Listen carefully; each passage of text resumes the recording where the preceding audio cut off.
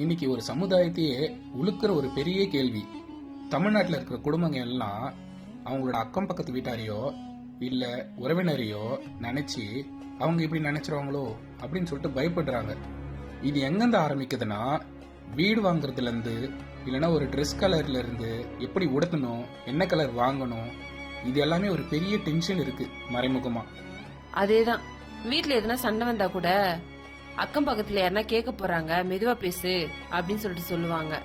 ஏன் கல்யாணத்துக்கு ஒரு புடவை எடுக்கணும்னா கூட அவங்க கல்யாணத்துக்கு இவ்வளவு ரேட்ல எடுத்தாங்க, நம்ம இன்னும் ஜாஸ்தியா எடுக்கணும் அப்படின்னு கம்பேர் பண்ணி தான் வாங்குறாங்க. இதெல்லாம் எதுக்கு? பக்கத்து வீட்டுக்காரங்களோ இல்ல சொந்தக்காரங்களோ எப்படி பாப்பாங்க அப்படின்றதுக்காக தான். இதெல்லாம் பார்க்கும்போது இது நார்மல் ஃபியரே இல்லை, இதுக்கு பின்னாடி ஒரு டீப் சைக்காலஜி இருக்கு. இந்த பழக்க வழக்கெல்லாம் 2000 வருஷத்துக்கு முன்னாடியில இருந்தே வந்துட்டு இருக்கு. இது ஒரு கான்ட்ரவர்சியான டாபிக். இத பத்தி பேச ஆரம்பிச்சா பெரியவங்க எல்லாம் ட்ரிகர் ஆயிடுவாங்க. இது யார் மனதையும் புண்படுத்தும் நோக்கம் அல்ல. வாங்க பார்ப்போம்.